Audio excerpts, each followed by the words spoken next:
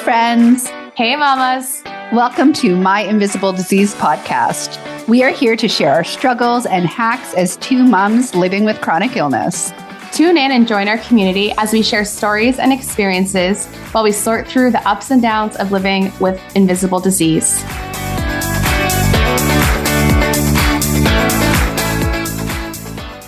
Hey, Cass. Hey, girl. How's it going? So good. This episode that we have coming up, I feel like I always say I'm so excited because I am so excited. But I will say I learned a lot because this is so outside of my realm and like a little more near woohoo than I'm used to. So I loved every second of our interview with River. Yeah, so she is actually a mindset coach and a healer, which is why it's probably right up my alley. And she really helps with overwhelm and people that are suffering from self-sabotage and shame, which I think is such the case for a lot of women living with chronic illness. So she's going to share a little bit about her journey that has led to her being able to live, her most extraordinary life. Yeah. How do you go from puking 5 hours a day to thriving and helping others? So great listen coming up. Well, tell me a little bit more about your story. So tell me everything.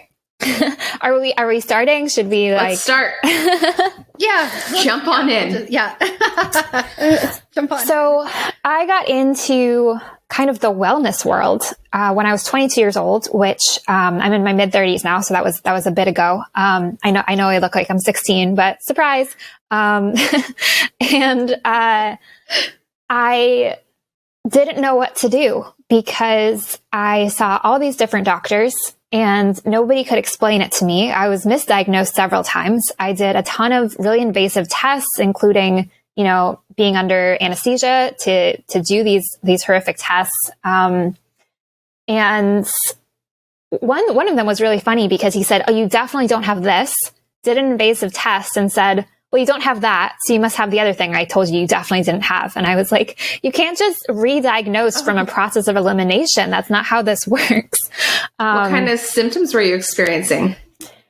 So I don't know how graphic you want me to be, but we get graphic. I was vomiting for about 5 hours a day, and nothing was working. So eventually I was properly diagnosed with gastroparesis, which in Latin, perhaps some language, means kind of paralysis of an organ of your body. So it just doesn't work. And since your stomach's at the very top, it's like you eat food and then it just doesn't move. It just kind of stays there until eventually you throw it up.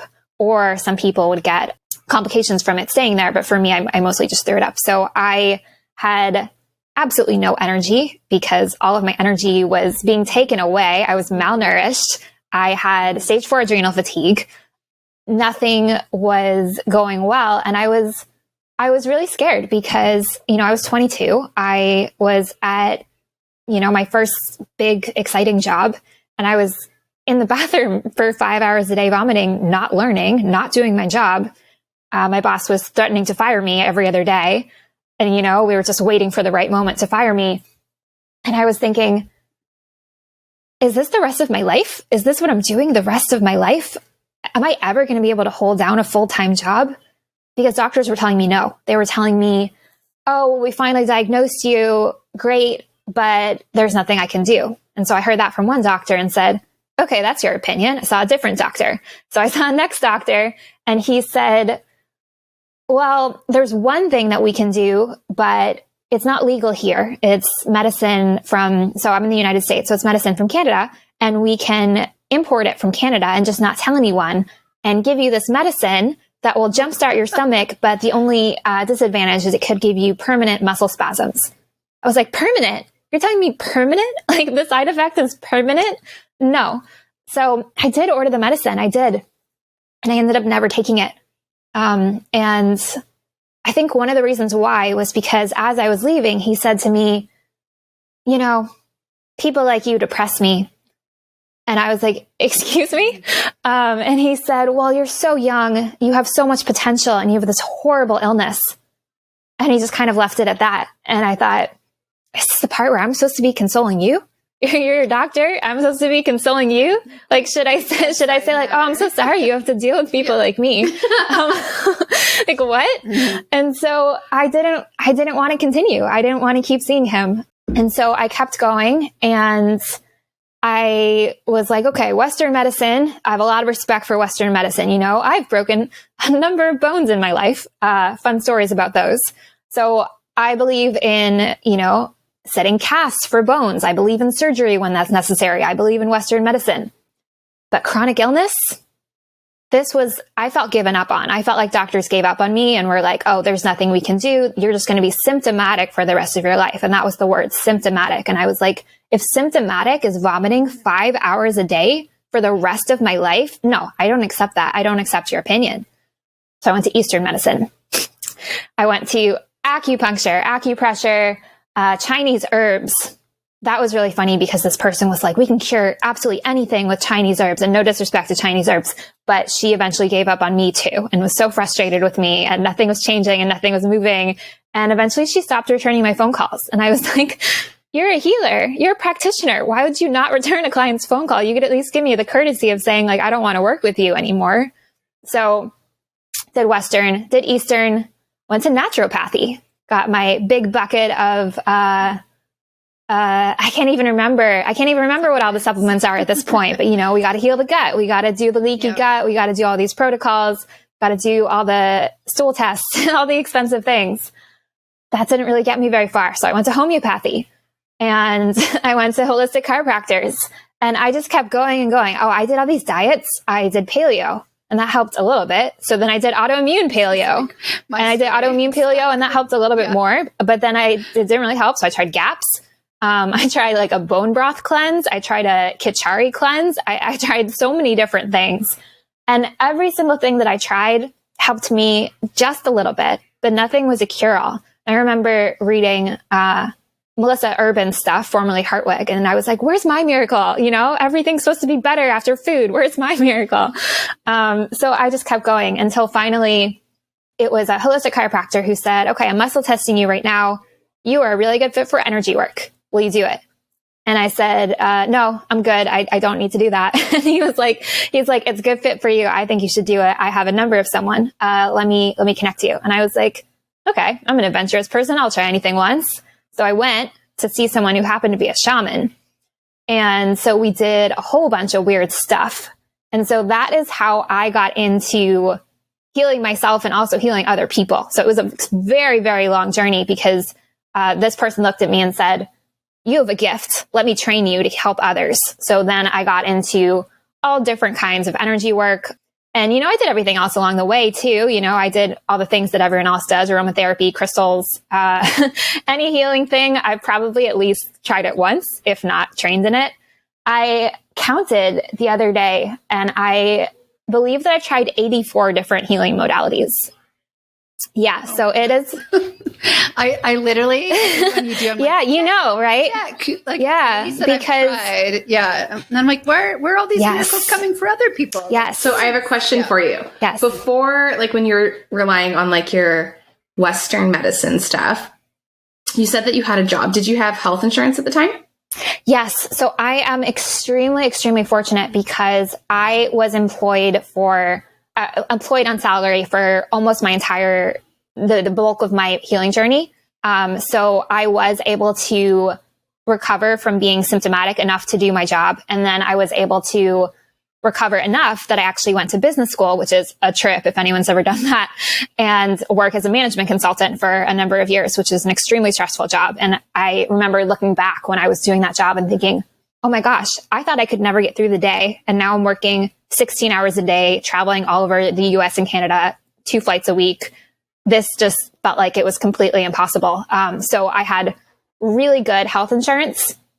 And because of that, I was able to do a ton of therapy as well, which honestly, I feel like nobody should do as much therapy as I did. Like now that you're back, you loved it so much.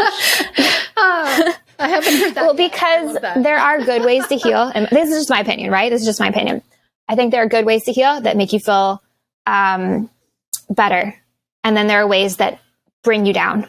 And so I was in certain programs where I looked around and not a single person was getting better. And I was like, I think this is something we should notice. I think we should notice, like, and that's part of why I learned so many different healing modalities, because each one I looked around and people were slipping through the cracks. And I was like, I don't support that. You know, as someone who certain medicines didn't work for, certain healings didn't work for, I don't support anyone slipping through the cracks. So I learned a whole bunch of other stuff because I think that different things work in different situations.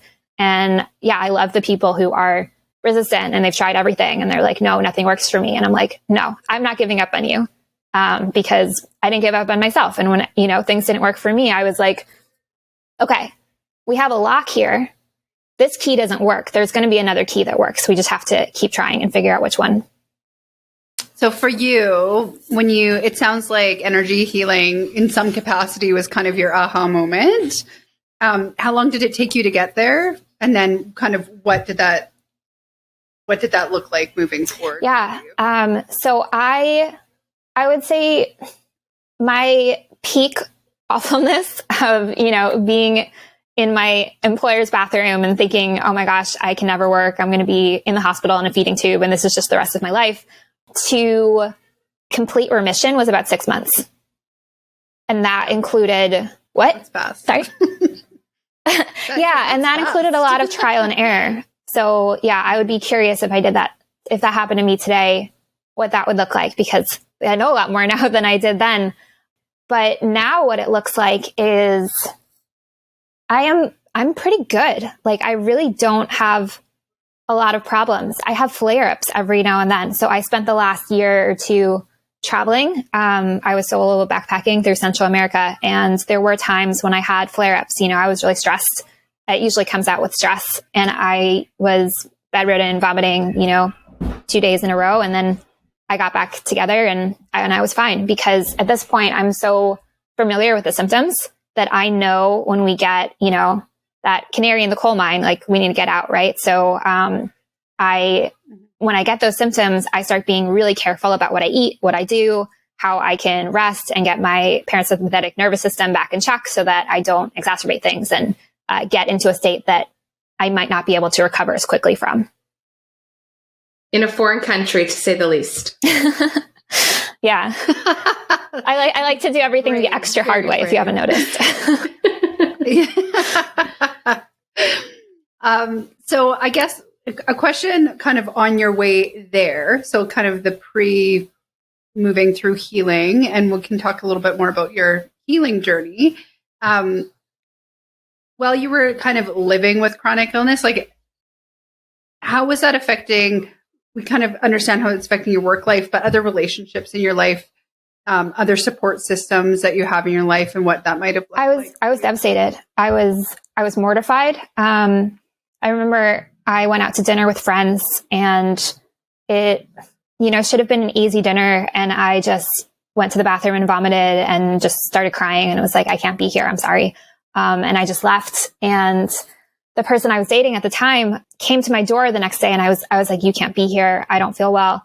And he was like, well, I looked up all these recipes for gastroparesis and I want to try something for you. Let's just watch TV today. And I was like, wow. Okay. Like that was quite different. I wasn't expecting that, because I was I felt so undeserving. Like, I have this thing that I don't know if it's permanent. I don't know if it's fatal. They're telling me that it's incurable and that I will never get over it. I felt like a liability. Like, who would ever want to be with me and have all of this baggage? And I found out that this person did. And I mean, it was really hard. I couldn't eat or drink most things. I think my diet was like white bread and apple juice. It was pretty rough, which I think helped get me to stage 4 adrenal fatigue, to the point where I would come home from work and I was so tired that I could not get off the couch to microwave a frozen dinner to eat dinner. I just couldn't do anything but sit there. And it was really hard to keep hope at that point. I think I really just kind of lived one day at a time. Like, I just have to get through today. And I just remember thinking, okay, so if all these things these doctors are telling me are true, and that I really don't have a future, and I'm not going to be like a super active person, and I'm not going to be like a career person and do all these things, what actually matters to me? And that was, I think, the very first time that I really got into personal development, because I was like, okay, what are my values? What do I care about? What kind of mark do I want to leave on the world? What actually matters to me? And I found out that what actually mattered to me was learning and connecting with other people. And as long as I was doing those two things, it didn't really matter what else I was doing.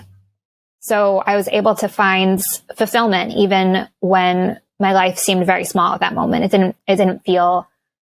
felt like in a moment that kind of felt like catastrophe, time just got very still and everything got very quiet. And I was able to see a lot more clearly. Man, River, I feel like I should be like helping you out while you're telling your story, but I'm just like enamored by your strength and like your insight. Like I was going to say something like, oh yeah, like dial it back to your therapy days, accepting love and help from other people. But I was just like, what's she going to say next? like you're so strong. And I really appreciate like your, I don't even know what the words are. Yeah, there you go. There you go. I guess. No, but I think it's such a valid conversation to be having right now, though, because self-worth and purpose and the guilt and shame of being like, I've kind of said, like feeling broken or that without Western medicine or without intervention, or if we lived in the archaic days, like, would I have survived? And it brings you back to a place that is more human, I think, sometimes than what we're our day-to-day living. And I think with chronic illness, it really makes people look in the mirror a little bit differently. And I think talking about this can really help that experience not feel so isolating. To do that, because in the 3D world, not such a perfect fit, that there's more to it. But I really love that was kind of your insight that you did have. And that's a wisdom that you were carrying that you probably hadn't even recognized when you were so busy working 16-hour days. And, was pulling from that deeper. Well, a lot of us get our self-worth out of like accomplishments, like within your career, like being the career person, and a lot of it comes down to like your identity versus your role, like your role as a career person or your role as a mother or your role as a friend. But like, that's not necessarily like your identity, and like dialing it back to what do I value? Like that's where you start seeing your progress, is when you work on your identity, not necessarily the role. Right. Yeah. And, hearing you say, the words "I'm broken," it's something that I definitely felt so much. And I think a lot of people feel, so back when I was diagnosed with gastroparesis, it was really not common. I think it's still quite rare, but it's a little bit more known now. But doctors were saying, you're not a 70-year-old man. Why do you have this illness? And so there was only one advocate at the time, and she was writing a couple books, and I reached out to her, and I can't remember what question I asked her. And she said that every single person that she had talked to who had this illness also happened to have PTSD. And so, there's such a connection between the mind and the body that I think this sense of I'm broken, sometimes, there's a conversation between the mind and the body. And that's something that it breaks my heart to think that anyone would think that they're broken, even though those are things that I've thought as well. But I do think that even just recognizing that, there's some possibility in there that we can heal ourselves. I think that's beautiful. Just that there's possibility. And I think that, I had an aha moment one time when I had been to a Chinese medicine practitioner, and I can't remember. I was probably there for acupuncture, which probably meant I didn't go back very much. I hate needles, but no, but she had said to me something, and that this was a big moment for me, that because I had disassociated from my disease, and I almost had targeted or I have liver and kidney disease. So that was not me, which there's a few perspectives to take on this, but I had almost emotionally, mentally cut myself off from a part of my body. But she said, but how do you heal that if that's, if you're rejecting that as a part of you? And I was like it hit me in a way. I mean, non-attachment's different. I don't mean it in the way that I believe in non-attachment, but I had, it was like not being able to love myself as a whole, I guess is a different way of putting it. That how am I supposed to heal, or how am I supposed to, acknowledge, because I felt broken. And that was from doctors. My whole life I had been told I'm not working properly. So there is, oh my gosh. And I'm sure so many women with chronic illness can relate to that. Oh my gosh. Like, I had something's wrong with you. You're not functioning properly. I had a kind of like a flash of that earlier, because I actually broke my foot a couple weeks ago, and I went to a doctor, and he just started telling me everything that was wrong with me outside of my foot. And I was like, is this necessary? Like, do you need to comment on all these things that I can't do anything about at this moment? Because I think that's part of the system, and sometimes doctors get really excited about telling you all the things that are wrong with you, but our subconscious mind is listening, and they're like, oh, maybe I should make that bigger. So yeah. And I think it's hard for a lot of people. It's certainly hard for me, these very positive affirmations, like, I love myself, I love my body. That's a hard jump to leap when, your body isn't responding the way that you would like it to. Your mind isn't responding the way that you would like it to. So I love myself when I'm not puking in the toilet. Yeah. So you mentioned that you'd broken like a bunch of bones, and now you broke your foot. So is that because of like malnourishment and like your disease, honestly, or are you just a klutz? So it's really hard to tell. It's certainly from malnourishment. Whether that is from my disease, from restrictive eating in the past, from anything else, from not knowing about nutrition until probably my mid-20s. I didn't get to the nutrition part of my journey for a while.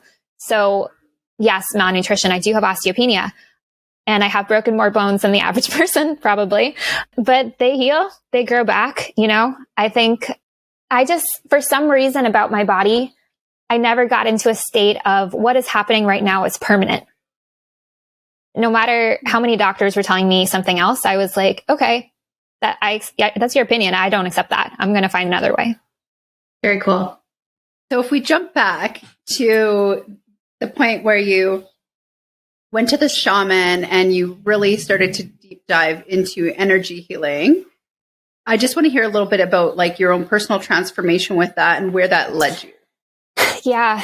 I was just so desperate to feel better. I was desperate to feel better physically. I was desperate to feel better emotionally. I had a lot of trauma that I had to get through, and I tried, and this is where I'm saying my health insurance was really, really good, because obviously it doesn't cover energy work, but it does cover therapy. So I tried maybe 20 different types of therapy. I was doing EMDR, somatic experiencing, sensory motor psychotherapy, all these different things that, some of them are in the body keeps the score, some of them aren't. I tried all these different things, and I wasn't getting to where I wanted to go. So I just kept going. I just kept trying different things, because I was like, I know there's a better way. I know there's a better way.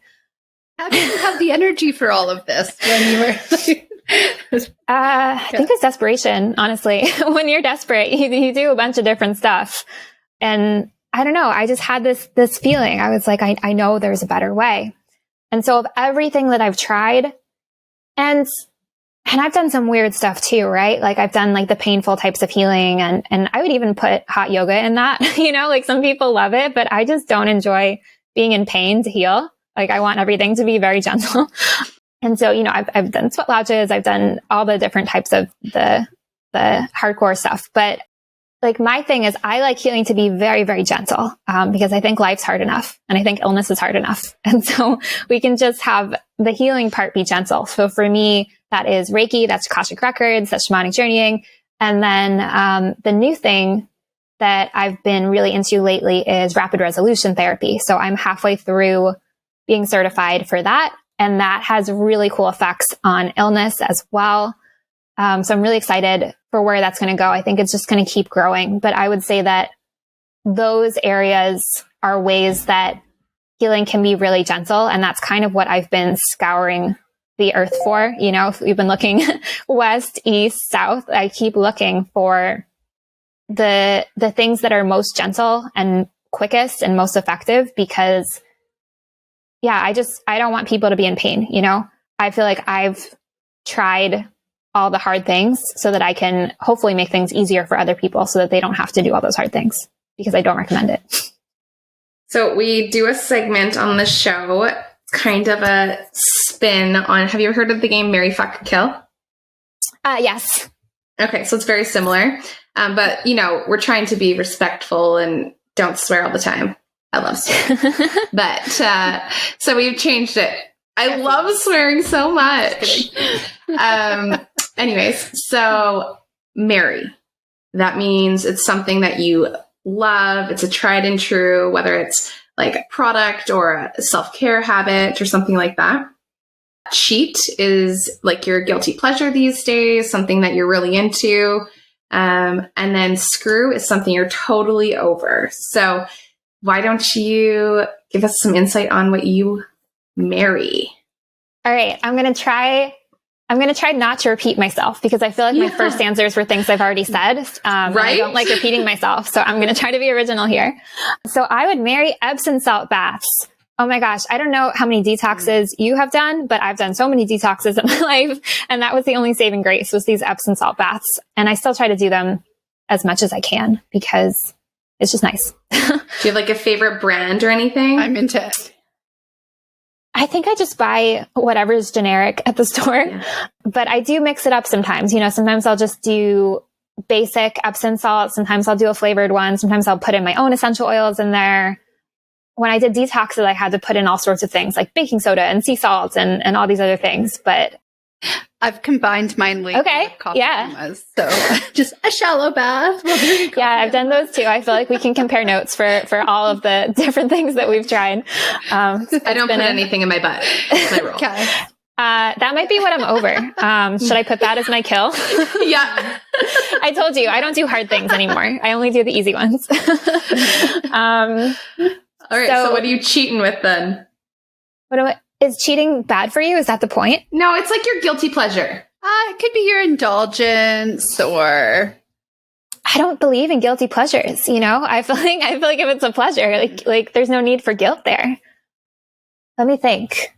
You know what? I will say that throughout my chronic illness, throughout my paleo, autoimmune paleo, all the weird diets I've tried, veganism, not veganism, the one thing that has always been a gem for me is green juice. And I don't need to have a fancy juicer. If you do, you know, props to you. That's way too much work for me. We've already talked about how I don't like to do work. But, you know, even just like the brand I like is Suja, and it's like $3 a bottle, and it's so good. I do love a good green juice too. I'm not going to lie. The first thing when you said that, I was like, oh, that's so much work. Yeah. But yes, if you can find it. Yeah.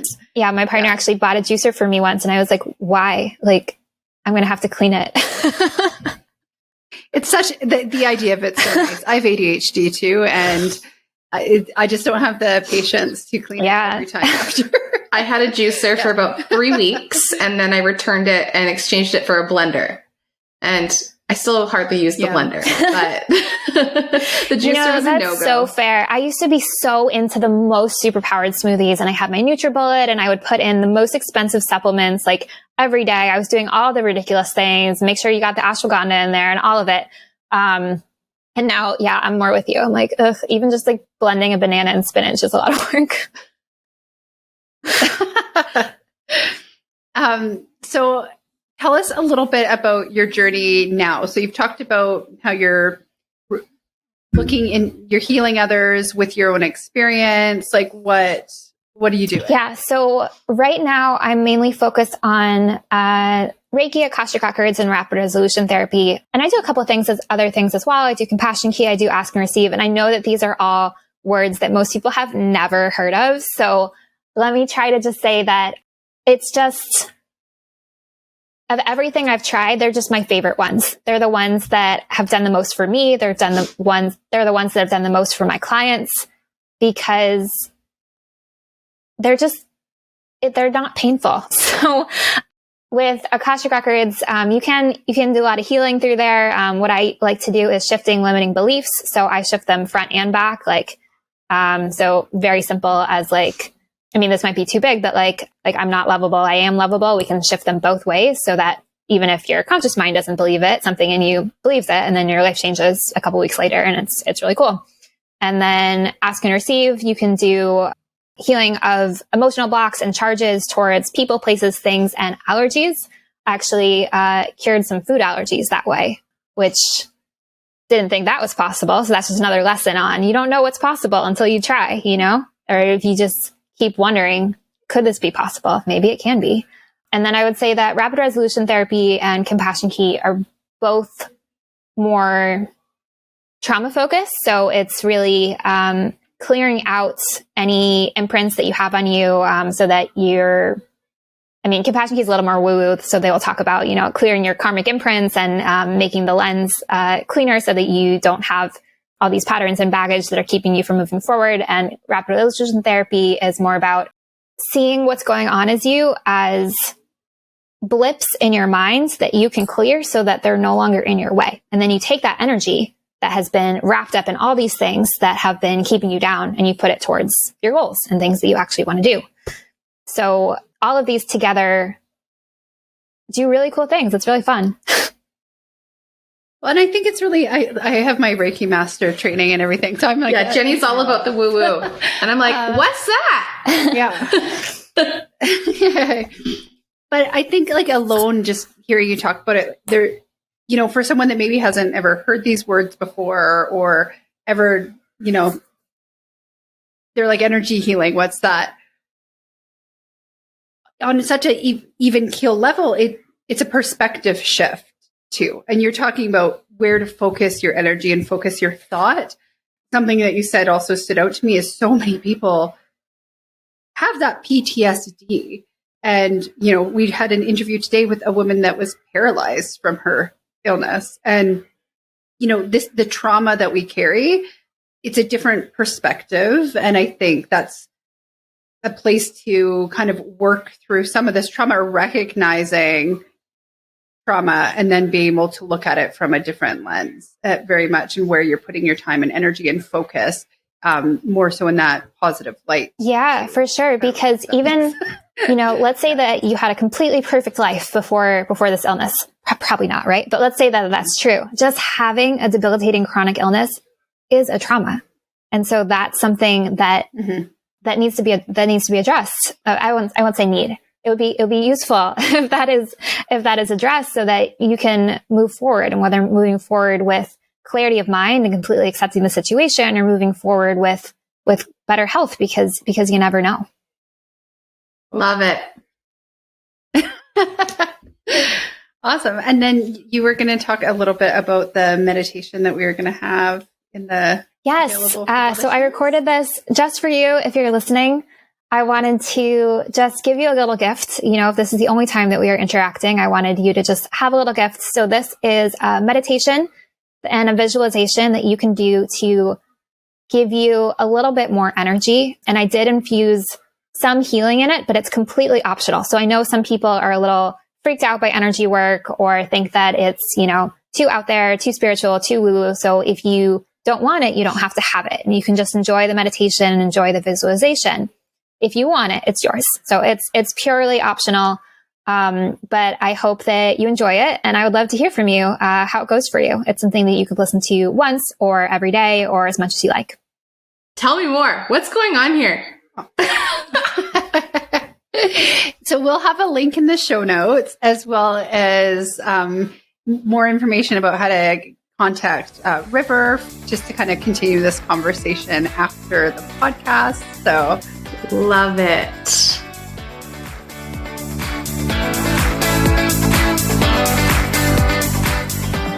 Hey mamas, we see you. And we want you to join our Facebook community where we can connect and continue the conversation.